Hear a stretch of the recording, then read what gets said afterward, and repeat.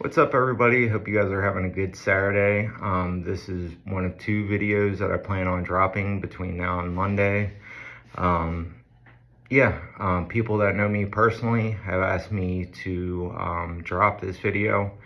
And yeah, like the title says, this is my experience being in a cult. So it was 2017, and I had lost my dad, and well, start that. I lost my best friend's dad a week before my dad in March. So it was March 2nd that my best friend's dad died, I believe. My dad passed on March the 11th, and then my girlfriend of 8 years had passed on May the 5th of 2017. And I was just, beyond broken. They found me, people had found me dead quite a few different times. My mom had found me. There's actually a video of me that she recorded. There was, it just was I was a hot mess at that point in time. And, didn't really have much of a desire to, keep going on. Because I've lost a lot of people in my life, but to lose that many people that close to me that soon was just really, I don't know. Nothing in this world prepares you for that. And, I didn't know how to cope with life. So, I had overdosed at least 5 times within 2 months. And, it's by the grace of God that I'm still here today. That's, not the total in my lifetime. That's just within 2 months. I'd say in my lifetime, it's been easily well over 15 times that I've overdosed. That's been found dead, or been Narcaned, or just all kinds of craziness. So, it really is truly a blessing that I'm still here today. And it wasn't until that I was in this cult that I started. I was raised in church, so I've always been a believer of a higher power. And, I was baptized when I was real young. But right around the time that my girlfriend had passed, I had really, been leaning more towards Christianity and, finding a higher power. And, but just, was such a wreck that, I couldn't do it. I ended up catching a case that, I was looking at some years in prison. And, my family and a lot of people were wanting me to go to prison, not because I had done anything to them. I've actually, for the most part, I've never stolen from my family when I was in addiction. But that doesn't, I'm not trying to say that I haven't put them through some stuff. I've put my family through a lot, especially my mom and my brother. But I caught this case, and, my family was talking to me, but just, they kind of had me at a distance. So I had met this guy while I was getting an Uber back and forth to work, and he had said, hey, my church brings in addicts and helps them get on their feet, blah, blah, blah. Would you like to come to our Thursday night group? So, this is after my girlfriend had passed. And I'm like, in some sober moment that I had at that time, I was like, okay, cool. So I'd actually gotten a car, of course, was driving illegally, and, went on over to meet this guy at his house and had dinner. He asked me to come over and eat with him and his roommates. So I get over there, and that it's a house with it's a actually really nice house, extremely nice house, to be totally honest. And we sit down to eat, and then his roommates come, and I'm kind of looking at him like nobody really introduced themselves, and they're all being really quiet and kind of just, it was weird. It was really weird.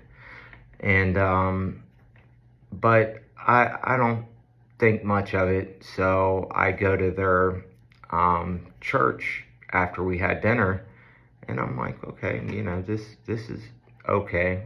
And so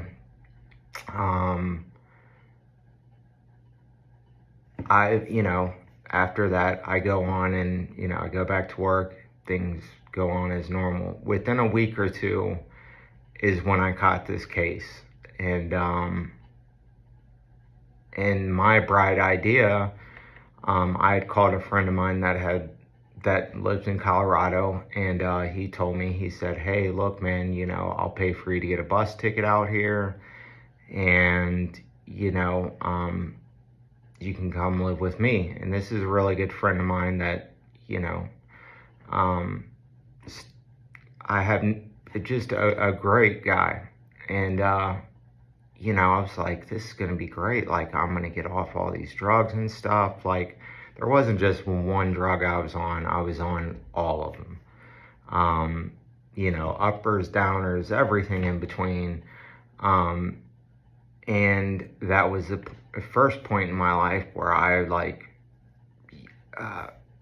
was fully engulfed in the drug lifestyle. And I mean, I still had a job at the time, and I actually had a good job, and was making pretty good money.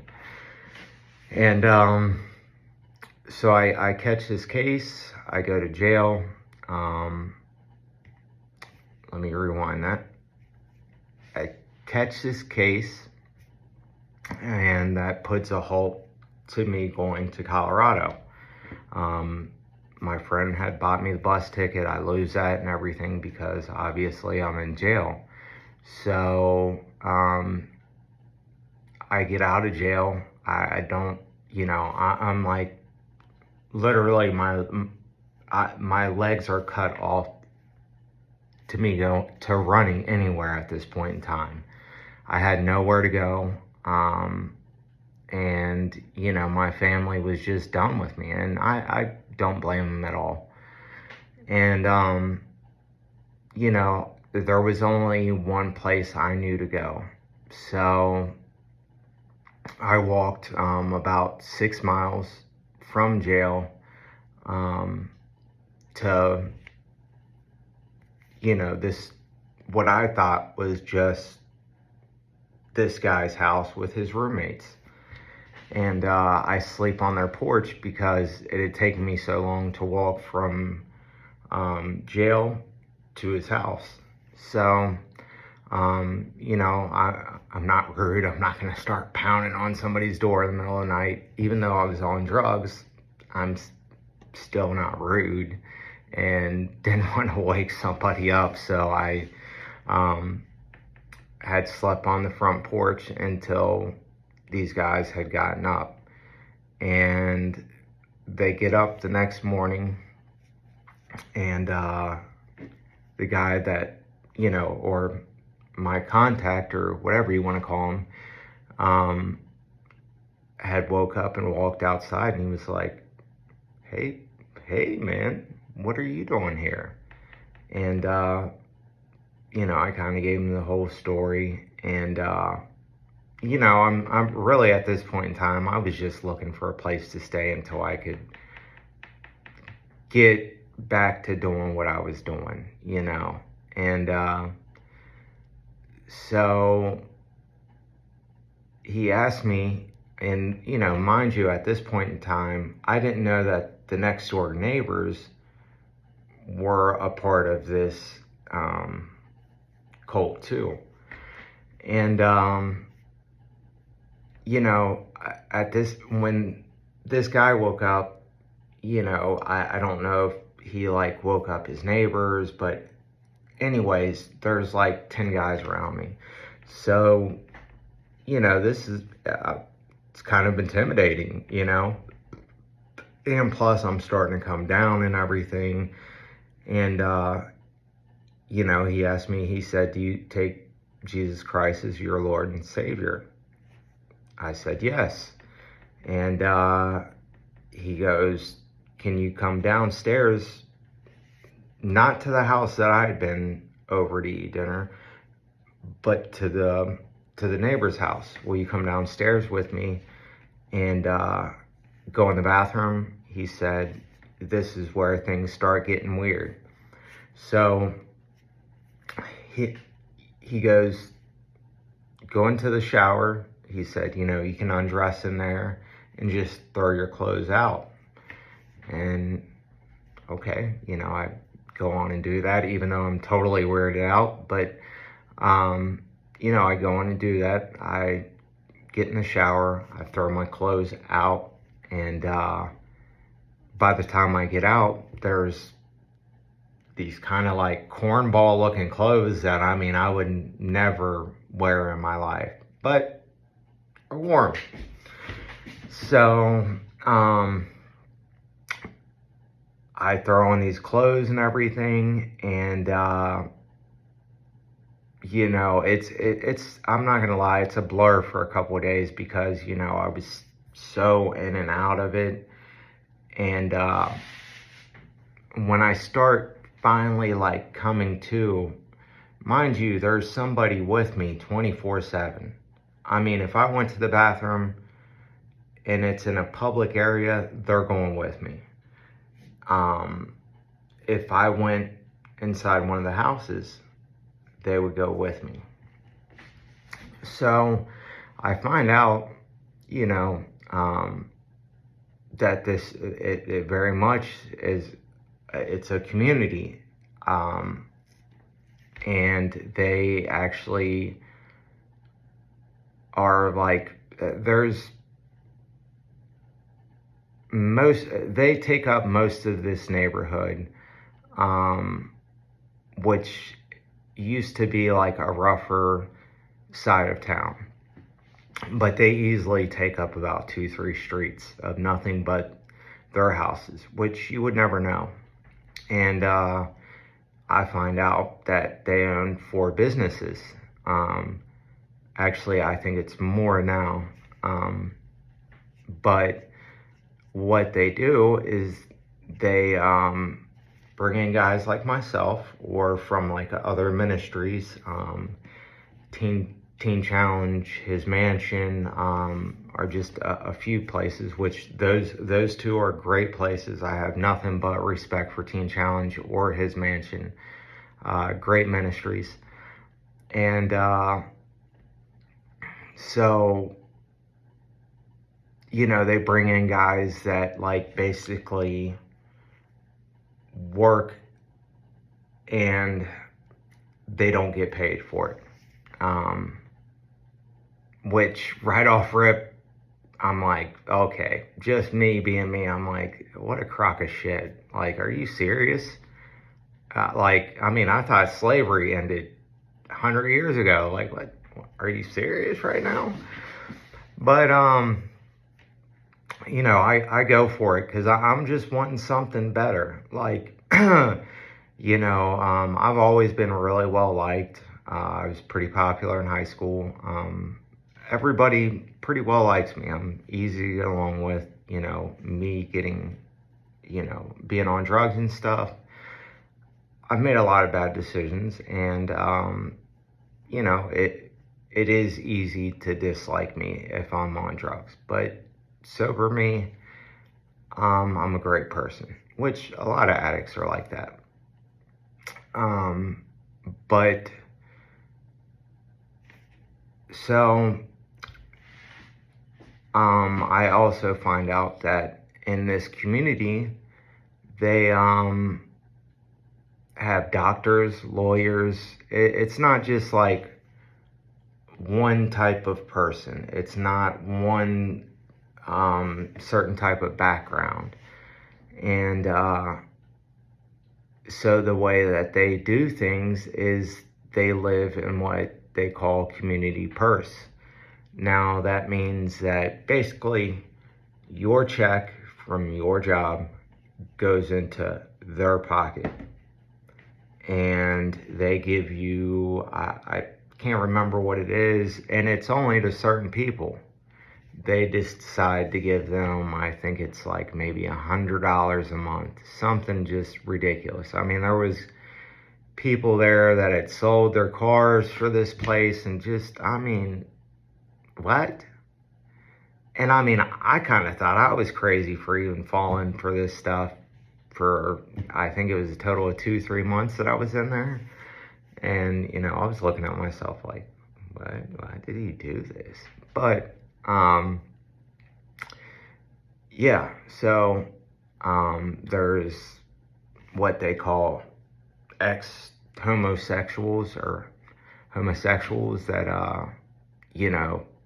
that they think they prayed the gay out of them. Yeah. That's all I can really say about that. Yeah. I don't agree with that at all. You're not gonna pray the gay out of somebody. If you're gay, you're gay. I mean, more power to you. I think it's screwed up that people actually think they can pray the gay out of somebody. That's crazy. But, there's black people, white people, every type of people. And there's a lot of good people that were there and probably still are there. A lot of the guys that I worked with every day were great guys that I have nothing but love for. I'll never see them again because of them still being there. Like a lot of cults, Amish people, even though Amish, I kind of consider them a cult too. Once you leave, you can't talk to these people anymore. But when you're in there, you can't talk to your family, your real family, your blood family. So my first week that I was in there, I was in this thing. I was in this room in their basement where there was another guy sleeping maybe 2-3 feet, 4 feet from me. So, I'm sleeping on a twin size bed. He's sleeping across from me. And, if there was a bathroom in the bedroom, but there was an alarm on the door to get out of the room. So if I would have gotten up to go, in the middle of the night to do anything, it would have triggered this alarm, and I would have just been thrown out, which at that time I had nowhere to go. And, I wasn't talking to my family, or they weren't talking to me, I should say. So,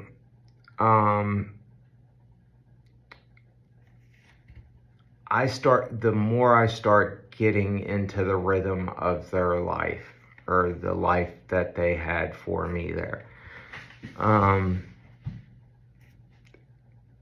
So every day we would wake up at 4 a.m. and spend an hour with our higher power God. And, that was praying, reading the Bible, in which to me, I was like, man, I can barely spend 15 minutes doing something sitting by myself with my own thoughts was a really bad place to be then. And, so after you spent that hour, you went to church every morning of the week. And then you came home, it's not just, it's everybody goes to church, every day of the week. And then you come home and you ate as a house, and then whatever company, well, I'm trying to kind of like beat around what companies they have, but two of the construction type companies, we would all, after we had ate with our houses, two of the construction type companies, we would all have like a huddle, and so, some of this I kind of commend, some of it I don't, but guys would say like issues that they're having, and ask for guys to pray for them. Well, I mean, most men, we struggle with lust. And so every day, it's like, you would hear, oh, I struggle with lust, or, struggle with this and that. And, I mean, this is in front of everybody. And I'm looking at these people like, y'all are crazy. Like, what? I'm not going to sit there and say what I'm struggling from in front of a bunch of people I don't know. Like, you guys are nuts. And I mean, these guys, I'm struggling with lust. Oh, I gave in to masturbation last night. Like, why are you telling me that at 7 o'clock in the morning? I don't want to hear about what you did last night. Man, pray to God about it. But anyways, then after this, weird huddle you would have in the morning, you would, go to wherever the job site was for that day. Me, because I wasn't blessed or something, I wasn't deemed good enough to leave the community that they had there. I would just work on the houses that they owned, or the houses that they were going to rent, which was, within blocks of each other. And, I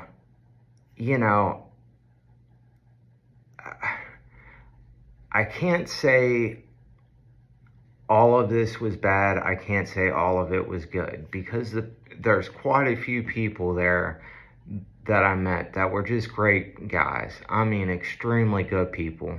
And, there's quite a few guys that I know that have left, that we had talked after they left, and then got really heavy back into addiction and are no longer here. But like, when I look back on the time that I spent with like a lot of these guys, especially working and stuff, like, I really cherish a lot of that time, because it helped strengthen me, and just helped me be a better person. And I was thankful for that, and helped me have a better relationship with my higher power.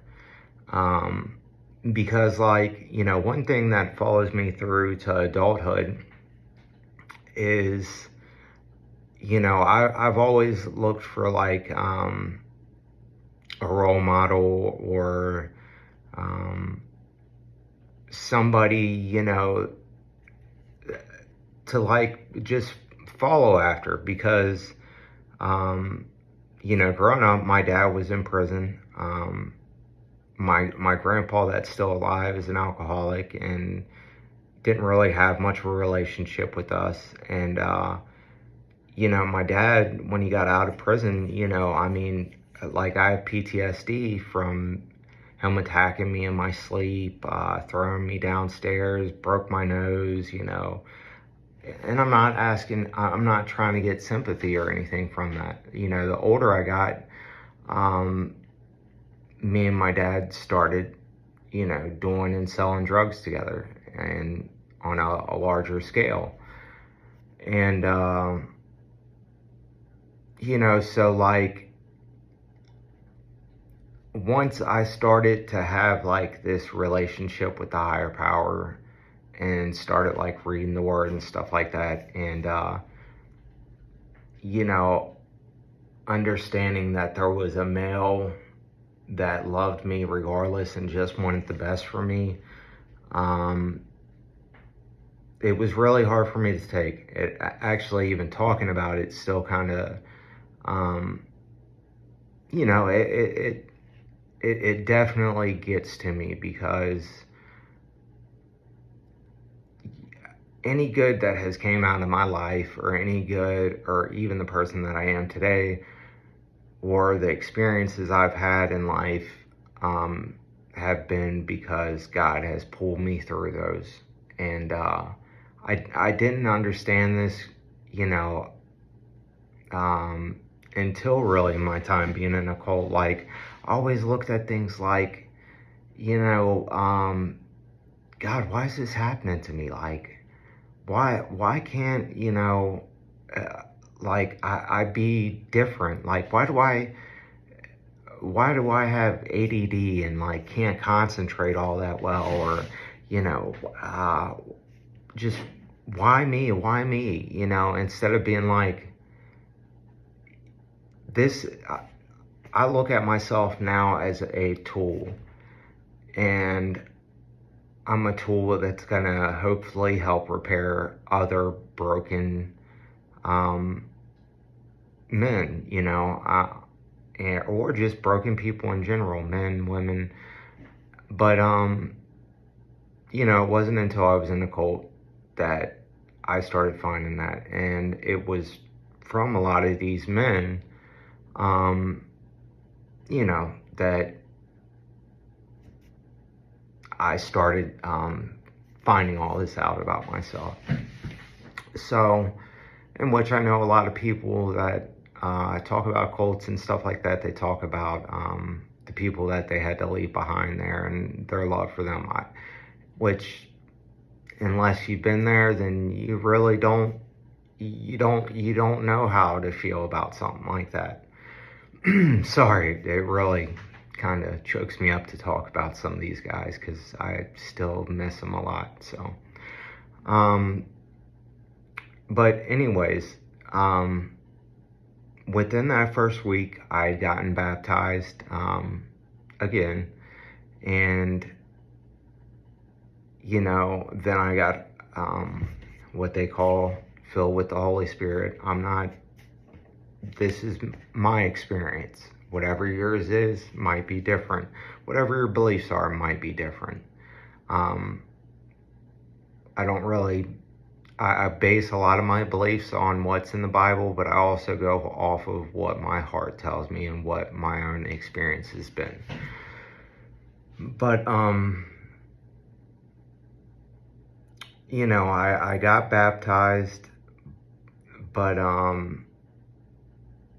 there was a big part of me, like, I missed home. Like, home to me is where my family is. Like, wherever my mom is or wherever my brother is where home is for me. And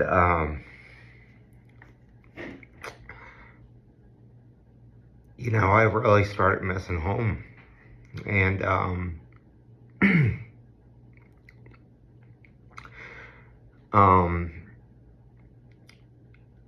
they wouldn't let me call home, or tried to really get me cut off from my family, which My mom's not an addict, never been an addict. So that was really hard for me.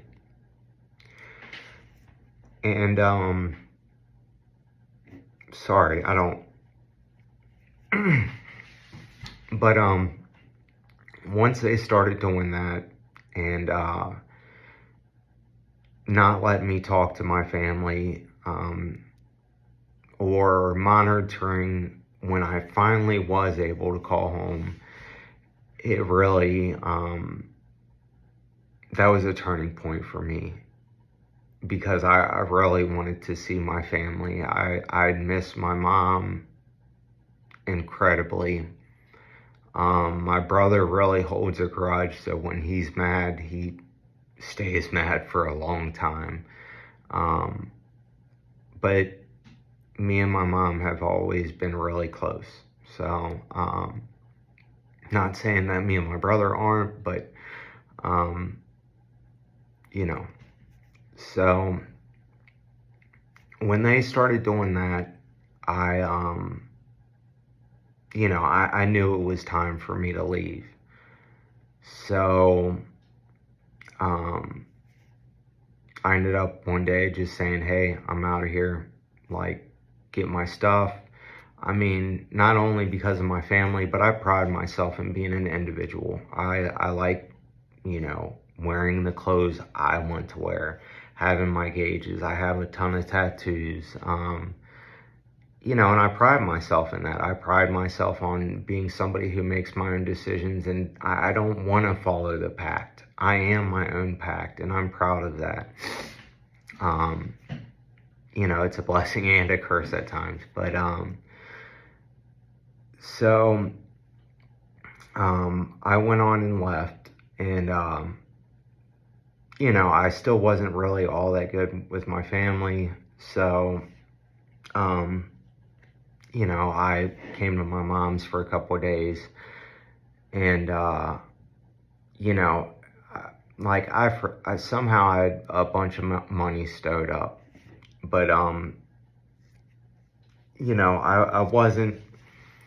wasn't fully ready to quit, um, living that lifestyle. So, my bright idea was to call, one of my like good friends who's now passed away, and, you know, he picks me up, and instantly, I go back to dealing, and, that eventually just turns back into getting high. This is all within a 2-week period, probably less than that. You know, go up on my money, and, had stayed up on money. Didn't need to go back into the cult, but like, I wasn't happy with that life anymore. I wasn't happy with, getting high, and doing all that craziness. Like, I've never been happy with that side of me. And so, not really having anywhere to go, and I didn't really, know about like sober livings or any of that kind of stuff at this point in time. So I go back to this cult, and I still, mind you, at the same time, I still have this case going. So, and I knew that I was going to have to go in front of the judge real soon. And so, I go in front of the judge, and, my mom testifies against me, and, I mean, was crying in front of the judge, and that broke my heart, but I couldn't sit there and talk to her because I was with, I guess you could call it my handler. So the wheels start turning. I'm like, I need, I'm happy with getting to know Christ and all this stuff. And, I was wanting to go down that road more. But I wanted to still see my family and stuff. And I wanted them to grow and be a part of this. I wanted them to find, their own higher power. And I wanted me, my mom, and my brother to all grow together. And, that's when I think God started kind of like working on me or working through me to, for my family, for my mom, my brothers start having their own relationship with God. So, I forgot to mention this. When I had left, it wasn't as easy as saying, pack my bags, I'm ready to go. Let's go on and see you guys later. It was, you're going to go to hell, blah, blah, blah. You're going against God's will, blah, blah, blah. And you're so like kind of beat down by this, like of thinking that everybody's a voice of God at this point in time, that, I was like, hey, if these guys are saying it, then I am going to hell, and, I didn't, anyways, I ended up leaving regardless. I just said, screw it. I mean, if I'm going to go to hell, I'm going to go to hell. But, so after, this case is done and over with, I'm put on probation and, had like a bunch of stuff I had to go through. And so I kind of like lied to my handler and said, hey, look, I have to go to an actual, some type of treatment or an actual ministry. You guys aren't a licensed ministry. You guys are just a church and blah, blah, blah, but you're not like a known agency by any means. And you guys have no license or accreditation or anything like that. So, I go on and leave. And they take me to another ministry. And I spent basically the next year finding my own relationship with the higher power and, building on that, really working on myself and,